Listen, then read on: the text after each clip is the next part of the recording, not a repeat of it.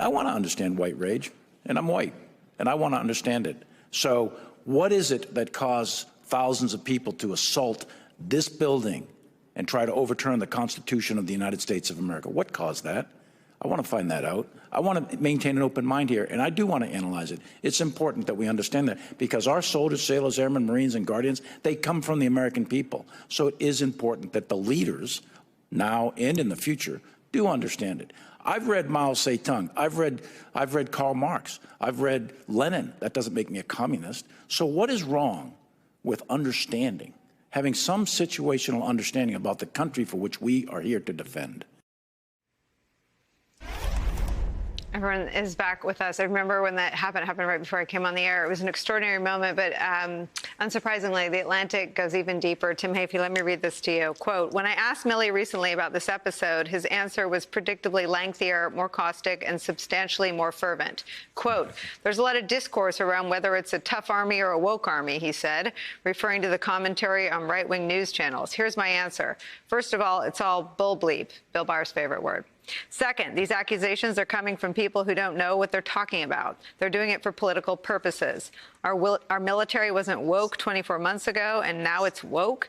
He continued, you want woke? I'll give you woke. Here's what your military is doing. There are 5,000 sorties a day, including combat patrols protecting the USA and our interests around the world. At least 60 to 100 Navy warships are patrolling the 7 seas, keeping the world free for ocean transport. We have 250,000 troops overseas in 140 countries, defending the rules-based international order. We've got kids training constantly. This military is trained, well-equipped, well-led, and focused on readiness. Our readiness statuses are at the highest levels they've been in 20 years. So this idea of a woke military is total, utter, made-up bull bleep. Tim Hafey?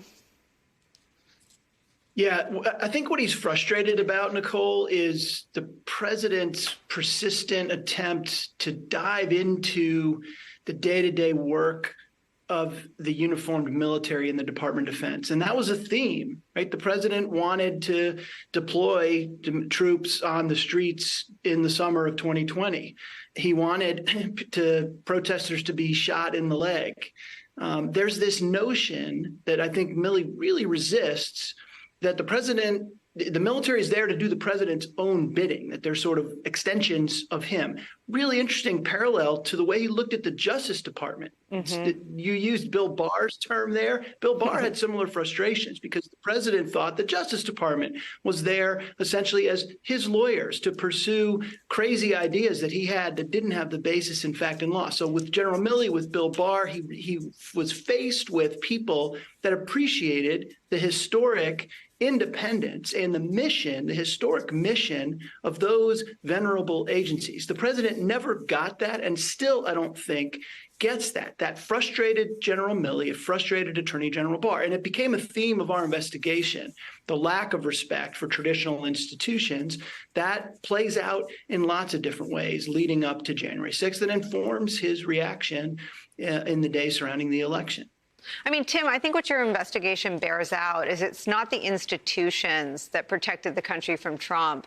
It's a very, very, most depressingly small group of individuals inside the institutions that protect the country from Donald Trump.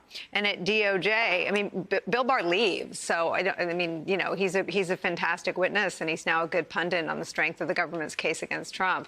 But he didn't stay till January 6th. So you've got Donahue and Rosen, right?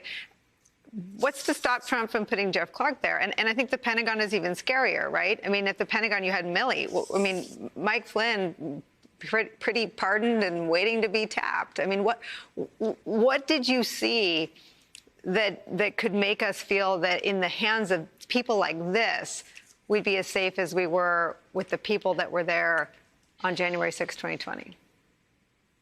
Yeah, it's an excellent question, and it's the right question, because you're 100% correct. These institutions come down to people with whom we trust these traditions, with whom we place the independence of the Justice Department, the independence of the military. And thankfully, there were people that in a crisis moment protected those institutions. What is to say now that in another Trump term, there would not be a sort of a different standard that puts those people in those positions of defending democracy? People ask me all the time, Nicole, what was the most surprising thing that you learned over the course of the January 6th investigation? And my answer is always, we came close to a different outcome, but for the strength and courage of conviction of a handful of people that in a crisis moment put the rule of law over their own political self-interest, we could have had a different outcome. So democracy comes down to people. So getting it right, getting the right people in those jobs, in those institutions, absolutely paramount to the protection of democracy.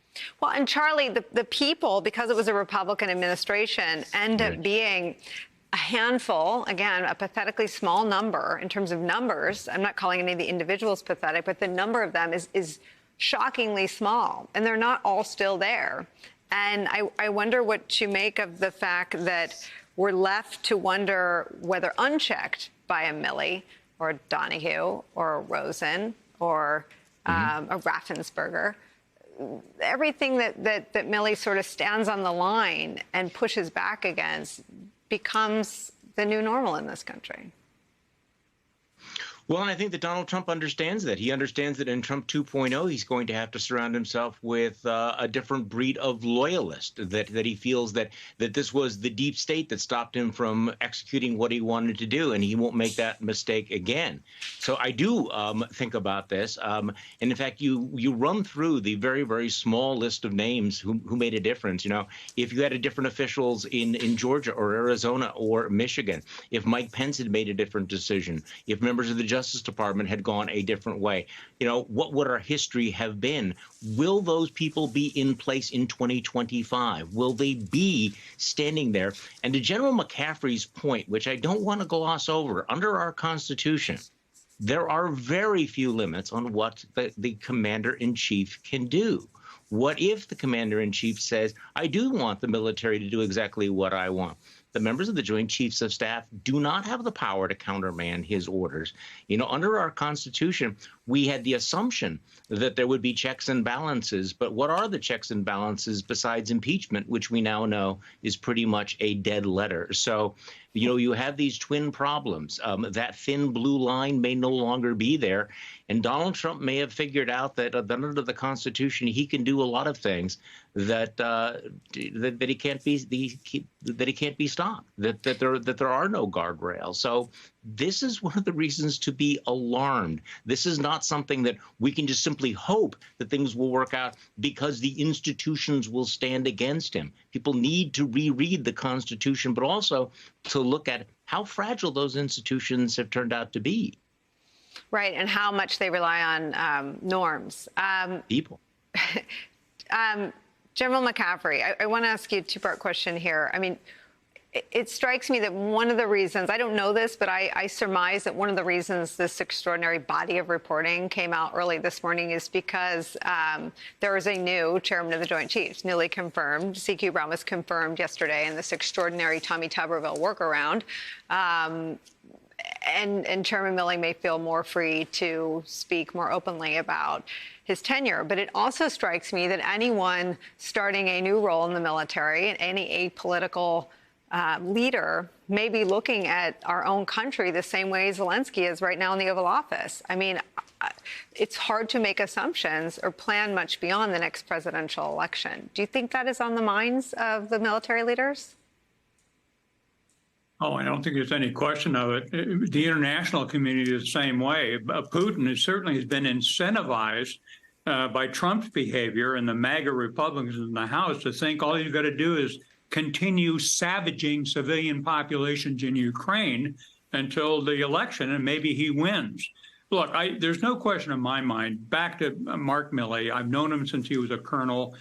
He's an officer of enormous integrity. He's beautifully educated, well-read, and sensitive to the rule of law. He's also a very tough person, both in combat under fire.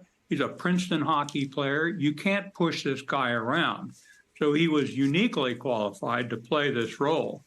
But I think the caution we just heard that the next time around, if you decapitate the institutions, the FBI, the Marshal Service, the CIA, Homeland Security, and put loyalists without a sense of respect for the law in there, we could be in trouble. There's always an assumption historically, come on, that couldn't happen here. The 1930s, Germany, a civilized nation descending into autocracy, we better worry about it. And Trump is a leading contender, and this is not a political statement. He's entirely unqualified to be the commander-in-chief. He's a danger to the republic, and that's where we stand.